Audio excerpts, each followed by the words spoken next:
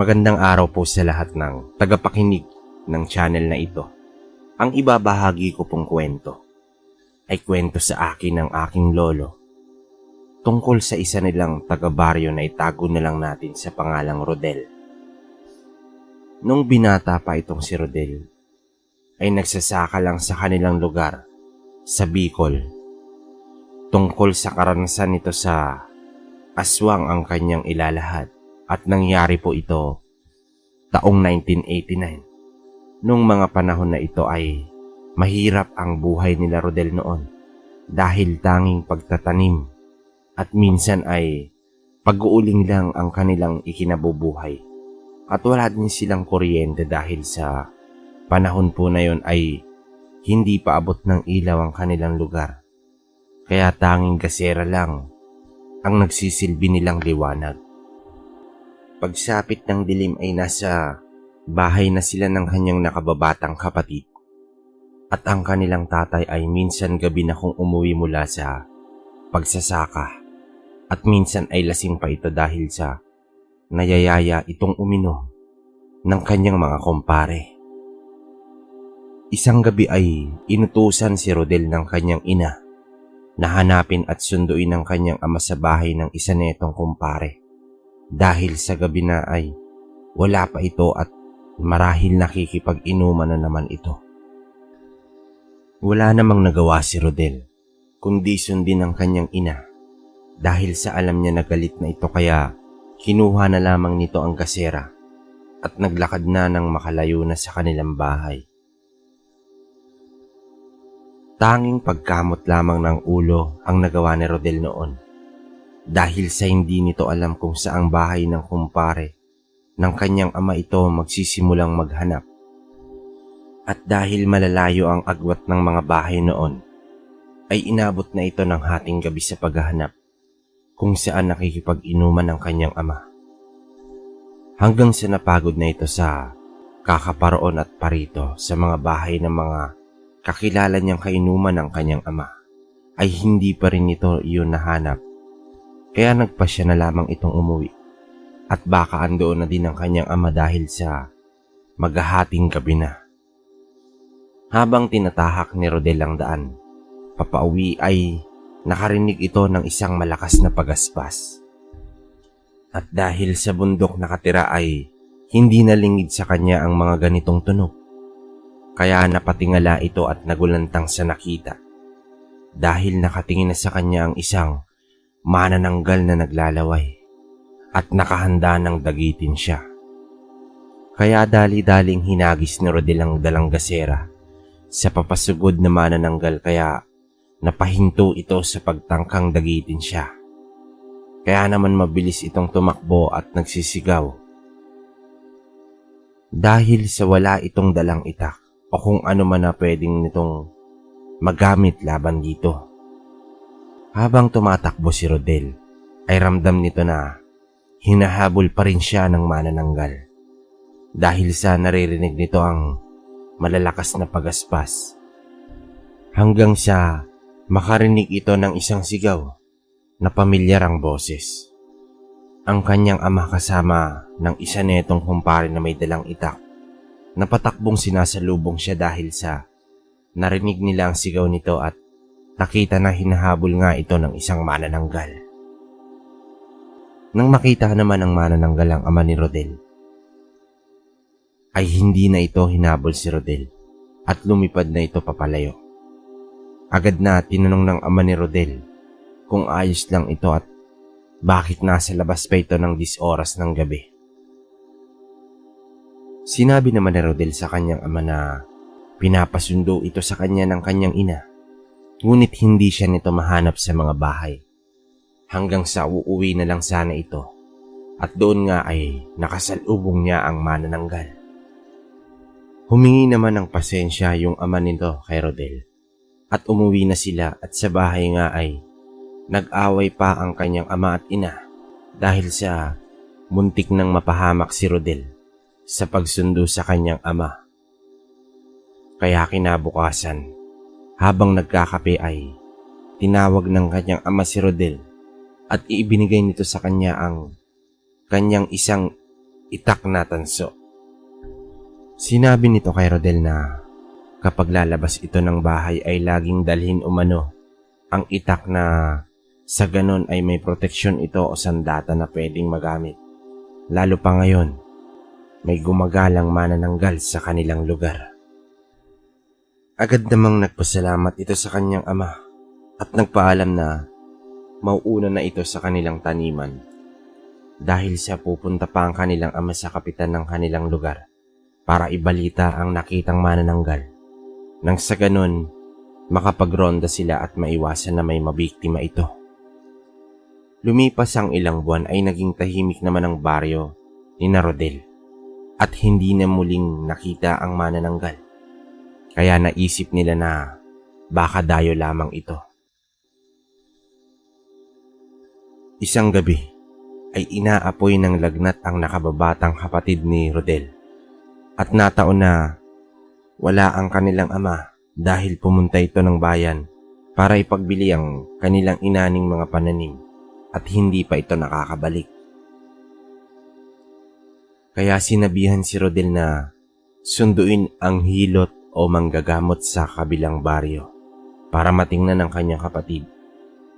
Kaya dali-dali namang kinuha ni Rodel ang gasera at itak na bigay sa kanya ng kanyang ama at agad na naglakad sa daan patungo sa lugar ng manghihilot ay nakarinig ito ng bungisngis ng isang kabayo na tila sumusunod sa kanya kaya kinabahan naman ito dahil sa ang lugar umano na iyon ay bali-balitang may nakatirang tikbalang na namamagat tuwing gabi.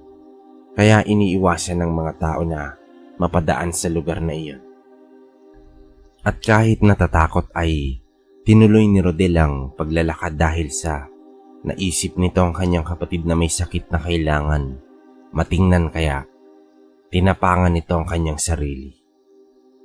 At nang papalapit na ito sa may mga puno ng kawayan, ay nagulat ito nang biglang nagsiyukuan ang mga puno sa kanyang dinadaanan. Kaya alam niya na binabagat siya ng tikbalang. Dahil sa naririnig pa rin ito ang napakalakas na bungisngis. Kaya kahit nanginginig sa takot, ay nagwika ito ng magandang gabi at nakiusap na makikiraan ito sa lugar at susunduin lang daw nito umano ang manggagamot para matingnan ng kanyang kapatid na may sakit at wala naman daw itong intensyon na manggambala sa lugar na iyon.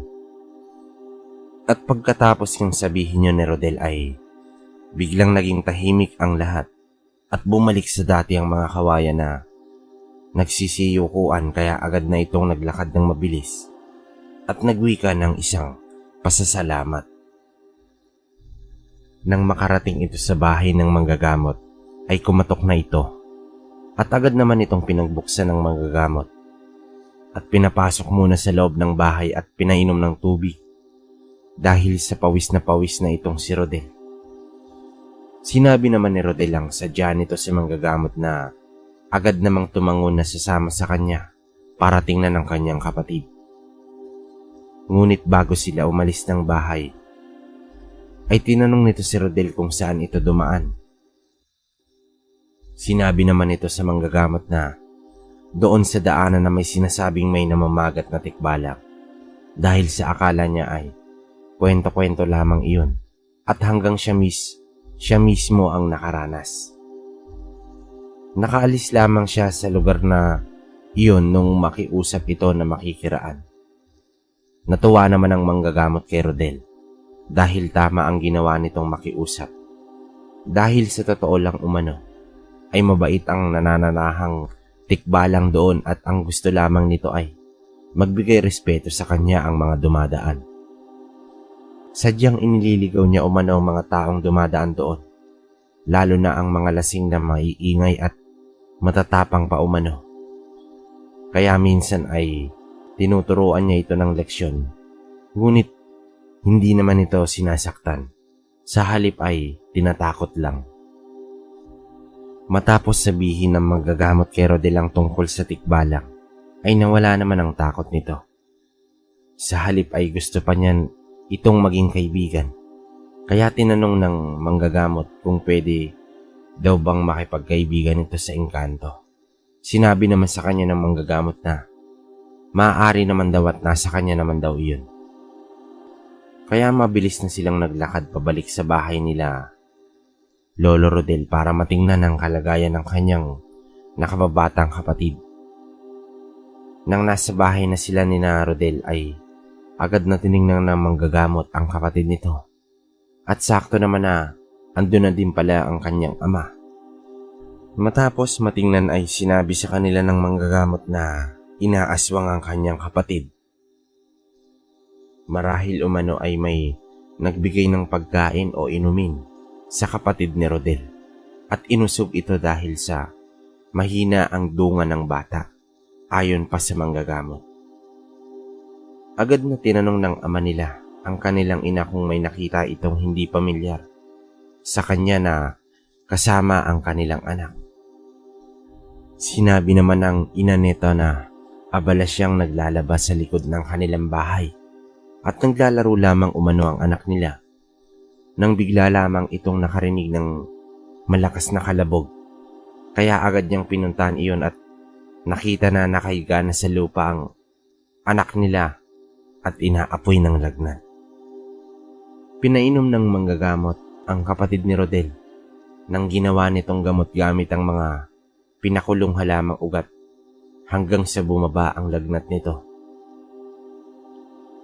Sinabi nito kay Rodel na wag na umanong mag-alala at magiging ayos na ang kalagayan ng kapatid nito. Baka umano natipuhan lamang ito ng napadaang aswang at inusog. Sinabi nito na kapag nakagkamalay na ang bata ay ipasundo siya ulit para matanong nila ito at makasiguro. Nagpasalamat naman ang mga magulang ni Rodel sa manggagamot at inabutan pa ito ng kanyang ama ng konting pera, ngunit hindi nito iyon tinanggap. Sa halip ay hihingi na lamang daw ito ng konting kamote na siyang mga produkto ni Rodel sa kanilang taniman, na agad namang pinagbalot siya ng ama ni Rodel at sinabihan na ihahatid na ito. Ngunit sinabi ni Rodel na siya na umano ang maghahatid sa manggagamot. Muling nagpasalamat ang mga magulang ni Rodel sa manggagamot at inihatid niya na papauwi dala ang kamoteng nahingi nito. At gaya ng una ay sa daanan sila kung saan may nakatirang tikbalang. At nagmagandang gabi sila rito at nakadaan naman sila ng walang problema. Kaya matapos nitong ihatid ang manggagamot ay agad na din itong umuwi. Kinabukasan ay naging maayos na nga ang kanyang kapatid at nagkamali na kaya sinundo nito ang manggagamot at tinanong nila ito kung ano ang nangyari. Sinabi nito na may isa daw matanda ang lumapit sa kanya habang naglalaro ito sa labas ng kanilang bahay at humihingi ng tubig dahil nauuaw daw ito, na agad naman niyang binigyan at hindi na sinabihan ng kanilang ina na abala sa paglalaba. Matapos daw umano itong bigyan ng tubig ay binigyan siya umano ng candy nito bilang pasasalamat. Sa bigay niyang tubig kaya kinuha niya ito at nagpasalamat sa matanda sa kakinain iyon. Hindi daw nito namalaya na nawalan siya ng malay at biglang napanaginipan na lamang ang matanda na may dalang sako at hinihila siya nito para sumama. Nakakatakot daw umano ang itsura ng matanda na namumula ang mga mata na nakatingin sa kanya ng masama. Agad na kinausap ng manggagamot sina Rodel at ang ama nito na maghanda umano dahil babalikan pa umano ng aswang ang kanyang kapatid. Ang ipinakain na candy sa kanya ay isa lamang umanong tanda o marka na babalikan niya ito. Nagtanong naman ang ama ni Rodel sa manggagamot na kung yung ang intensyon ng aswang sa kanyang anak at bakit hindi nito dinala nung may pagkakataon ito. Sinabi naman ng manggagamot na hindi nito nagawang dalhin ng bata dahil sa mga gabay nitong duwende na siyang pumigil sa aswang para hindi nito matangay ang bata at palitan ng upas ng saging. Sabay turo rito ng malaking puno sa labas ng kanilang bahay. At nakita nga nilang may isang maliit na punso ang nasa tabi ng puno. Ang mga duwende umano ang nag-ingay dahilan para tumigil sa paglalaba ang nanay nila Rodel at puntahan ng bata. Kaya nawalan ng pagkakataon ng aswang na kunin ito. Dagdag pa ng manggagamot na mga batang duwende pa lamang umano ang mga gabay ng kanyang kapatid. Kaya wala pang masyadong nagagawa. Nagtanong naman ang ama ni Rodel sa manggagamot kung ano ang maganda nilang gagawin. Sinabi ng manggagamot na tiyak netong babalikan ng aswang sa araw ng Biyernes kung saan ito malakas. Kaya aba nila yun. Sinabi nito na ipahubad ang damit na suot ng bata at yun ang gawin pain dahil yun ang unang maamoy ng aswang. Binigyan lamang sila ng lana ng manggagamot na kukulo kapag may aswang sa paligid at saka nagpaalam. Sandaling pinigilan ito ng ama ni Rodel at pinagmerienda muna ito ng nilagang kamote at pinagkape bago ito ihatid ni Rodel pabalik. Habang nagmemerienda ang manggagamot ay kumuha ng ilang kamote ang ama ni Rodel at inilapag iyon sa may puno sa labas ng kanilang bahay kung asa ng maliit na punso saka nagpasalamat sa pagliligtas ng mga ito sa kanyang anak. Nang matapos makakain ang manggagamot ay inihatid na ito ni Rodel na kumuha din pala ng mga lutong kamote at pagkadaan nila sa lugar kung saan nakatirang namamagat na tikbalang ay inilapag nito ang mga kamote sa ilalim ng mga kawayan. Hindi naman umimik ang manggagamot sa ginawang iyon ni Rodel at nagpatuloy lamang ito sa paglalakad. Pagka-uwi ay sinabihan nito ng kanyang ama na maghanda dahil sa abangan nila ang aswang na balak kumuha sa kapatid nito. Hinasa ng kanilang ama ang mga itak nito bilang paghahanda at kinuha din nito ang mga damit ng kapatid ni Rodel. At pagsapit ng Biyernes ng gabi ay maaga silang naghapunan at pagkatapos ay pinapasok na ng ama nila ang ina nito sa kwarto kasama ng nakababatang kapatid ni Rodel. Samantalang iniabot naman nito kay Rodel ang mga sinuot na damit ng kanyang kapatid noong inaswang ito at sinabihang ito ang ilagay sa tabi niya dahil ito umano ang una nga hanapin ng aswang. Nakita ng ama nito ang takot sa mga mata ni Rodel kaya sinabihan siya nito na maging matapang para sa kanyang kapatid na pagkasabi ng kanilang ama noon ay nagbago ang ekspresyon ng mukha nito na nawala ang takot nito bigla. Itinabi ni Rodel ang mga damit ng kanyang kapatid at nag-abang samantalang ang kanilang ama ay nakapwesto na sa silong ng kanilang bahay, dala ang lana. Nang lumalim na ang gabi ay dinalaw na ng antok si Rodel at nang biglang nag-alulungan ng mga aso sa paligid. Kaya alam niya na paparating na ang kanilang inaabangang bisita. Mabilis nitong pinatay ang gasera at nagtago sa sulok ng kanilang bahay kung saan madilim at tanaw nito ang mga damit na inilapag nito sa mesa. Maya-maya pa ay nabalot ito ng kilabot ng mapadako ang tingin nito sa maliit na butas ng kanilang dingding at makita ang mapupulang mata na nakasilip sa loob ng kanilang bahay. Bagamat hindi siya nakikita ng aswang, ay hindi naman ito makagalaw dahil sa takot. Lalo na nang unti-unting buksan ng aswang ang kanilang bintana na sinadya naman nilang hindi ito lagyan ng kandado. At nakita ni Rodel ang unti-unting pagpasok ng mabalahibong kamay nito sa kanilang bintana at napatakip na lamang ito ng bibig sa sulok nang makapasok na ang aswang sa loob ng kanilang bahay. At nilapitan ng damit na nasa mesa, bigla naman itong napahiyaw sa sakit nang may tumusok sa kanyang paa. Kaya naman napaangil ito ng malakas na umalulong sa loob ng bahay nila Rodel. At narinig nito bigla ang iyak ng kanyang nakababatang kapatid na tila takot na takot. At dahil sa narinig na iyak ng kanyang kapatid ay nawala ang takot ni Rodel at mabilis na binunot ang tansong itak na ibinigay ng kanyang ama at agad na hinataw ng taga ang aswang na nasa loob ng kanilang bahay. Tila nagulat pa at hindi inaasahan na may nag-aabang sa kanya kaya wala na itong nagawa kundi sanggain ng mga binitawang taga ni Rodel. Matapos nitong mataga ang ilang ulit, ang aswang ay ginantihan naman siya nito ng kalmot. Tinamaan ito sa balikat kaya nabitawan nito ang itak kaya nagawang makakuha ng buwelo ang aswang at mabilis itong tumalo ng bintana at nagpalit ng anyo bilang isang baboy ramo na pasuray-suray na sa pagtakbo papalayo.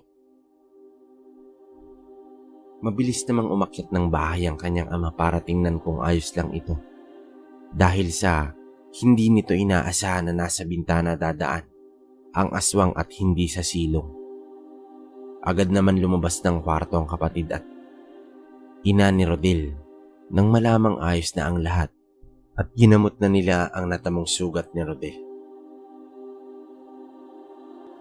Tinapik ito sa balikat ng kanyang ama na halatang ipinagmamalaki siya nito sa paglaban sa aswang.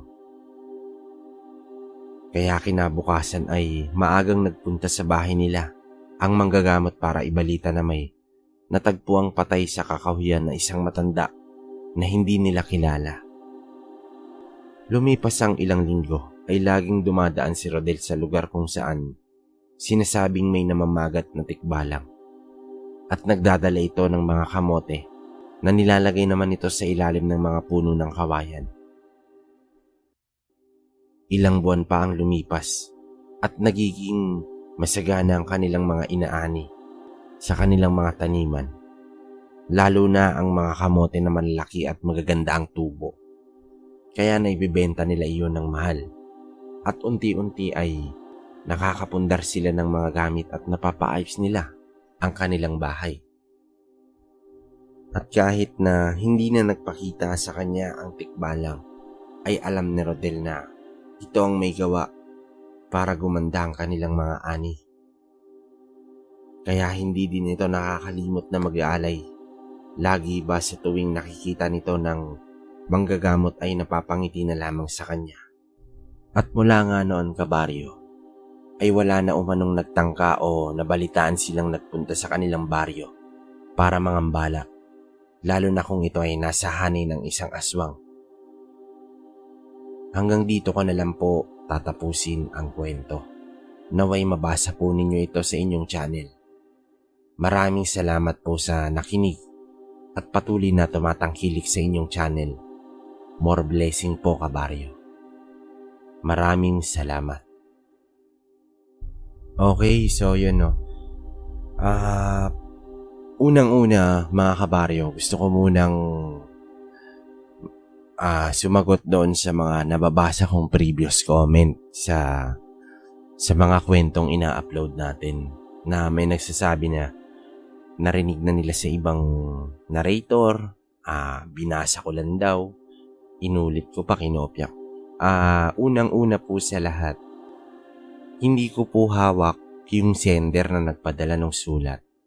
At kung gusto niya pong isend sa kabila, isend sa kabila, isend sa kabila at isend dito sa kwentong baryo, wala po akong magagawa. Ang sa akin lang po, binabasa ko kung ano po yung pinapadala.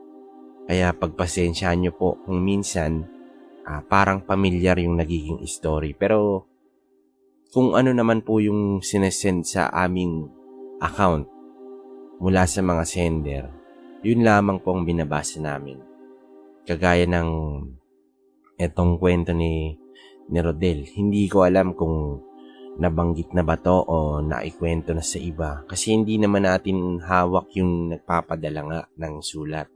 Kung gusto niyang mapakinggan doon, tapos napakinggan niya tong channel natin, gusto niya dito naman marinig, isi-send niya rin.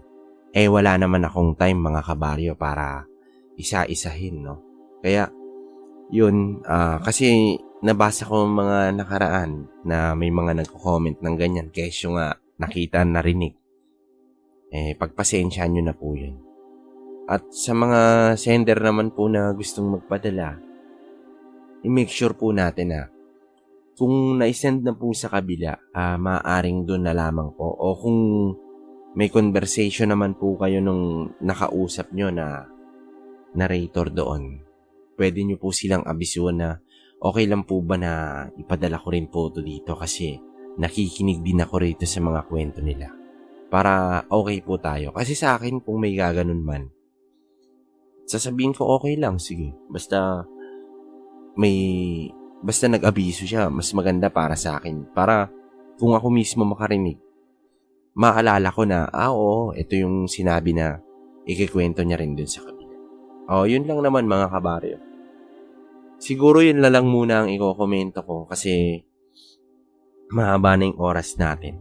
Kayo nang bahala na mag-comment dito sa kwento ni Rodel, no? Tungkol sa aswang, no, na manananggal na bumiktima sa kanyang kapatid. Yon, so yun lang muna mga kabaryo. At hayaan yung masaayusin pa namin ang pag-upload namin. Kung ano man yung nababasa namin, okay lang yun, sabihin nyo para na heads up kami na ganun pala. Yun, so hindi naman ako nagagalit o ano. Okay lang yun. Sa ngayon, yun lang muna mga kabaryo. At maraming salamat sa patuloy ninyong pagsuporta sa channel namin. Alam ko naman, nababasa ko kung sino yung laging nagko-comment, sino yung laging nandyan. Kahit hindi ko na kayo may isa-isa, alam nyo na yun. At taos puso ang pasasalamat ko sa inyo. Naway mas lumaki pa ng lumaki ang ating channel mga kabaryo. Mas maraming salamat.